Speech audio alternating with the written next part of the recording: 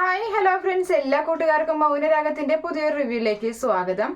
നമ്മുടെ പ്രകാശൻ കല്യാണിയെയും കാർത്തികയെയും ജീവന് തുല്യം സ്നേഹിക്കുകയാണ്. അങ്ങനെ അവരും പ്രകാശനെ ഏകദേശം മനസ്സിലാക്കി തുടങ്ങിയിരിക്കുകയാണ്. കല്യാണിക്കാണ് ഏറ്റവും കൂടുതൽ മാറ്റം പ്രകാശനോട് സ്നേഹമൊക്കെ തോന്നുന്നത്.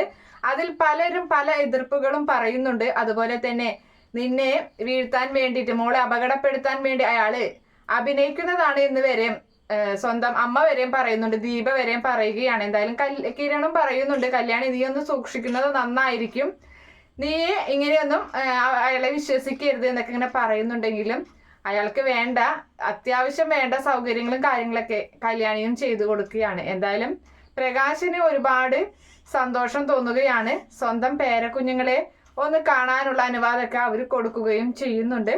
കാർത്തികയോടും നല്ല സ്നേഹത്തിൽ തന്നെയാണ് പെരുമാറുന്നത് പ്രകാശൻ. എന്തായാലും അതിനിടയിൽ ഈ കാര്യങ്ങളെല്ലാം വിക്രം അറിയുകയാണ്. വിക്രം എന്തായാലും ജയിലിൽ ചാടുന്നുണ്ട്. വിക്രം അതുപോലെ തന്നെ നമ്മുടെ ഗംഗപ്രസാദും കൂടി ജയിലിൽ ചാടുകയാണ്.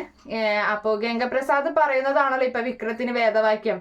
അതുകൊണ്ട് തന്നെ അയാൾ പറയുകയാണ്, അതായത് ഗംഗ പറയുന്നുണ്ട്, നിന്റെ അച്ഛൻ ഇപ്പൊ നിന്റെ പെങ്ങന്മാരെ സ്നേഹിച്ച് ജീവിക്കുകയാണ്, നിന്റെ അച്ഛനെയാണ് ആദ്യം തീർക്കേണ്ടത്. അയാൾ ഇത്രയധികം അറ്റാക്കും കാര്യങ്ങളൊക്കെ കഴിഞ്ഞിട്ട് നിൽക്കുന്ന ഒരാളാണ്. എന്നിട്ടും അയാൾ ഇപ്പോ പെൺമക്കളെ സ്നേഹിക്കുന്നത് കണ്ടില്ലേ? അയാൾ ഒരു ഒറ്റക്കാലനാണ്. അയാളെ ഒരു കാല് അയാളുടെ അമ്മ തല്ലി ഒടിച്ചതുമാണ്.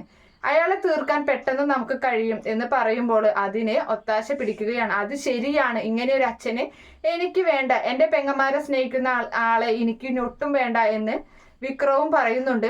അങ്ങനെ നമ്മുടെ പ്രകാശനെ അപകടപ്പെടുത്താൻ വേണ്ടിയിട്ട് പ്രകാശനെ നമ്മുടെ വിക്രവും ഗംഗയും കൂടി അപകടപ്പെടുത്താൻ പോവുകയാണ്. ആ ഒരു കാഴ്ച കണ്ടുകൊണ്ട് കല്യാണി അവിടേക്ക് വരുന്നുണ്ട്. എന്തായാലും കല്യാണി പ്രകാശനെ രക്ഷപ്പെടുത്തി വിക്രത്തിന് തക്ക ശിക്ഷ നൽകുകയും അതുപോലെ തന്നെ ഗംഗപ്രസാദ് അവിടെ നിന്നും ഓടി രക്ഷപ്പെടുകയും ചെയ്യുന്നുണ്ട്.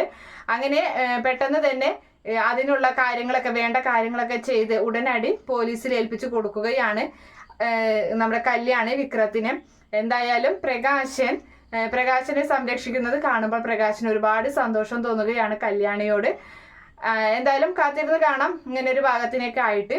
ഈ റിവ്യൂ ഇഷ്ടപ്പെടുകയാണെങ്കിൽ ഈ ചാനൽ ഒന്ന് സബ്സ്ക്രൈബ് ചെയ്ത് സപ്പോർട്ട് ചെയ്യുക. അതുപോലെ തന്നെ ലൈക്ക് ചെയ്യാനും കമന്റ് ചെയ്യാനും മറക്കല്ലേ. Bye, thank U.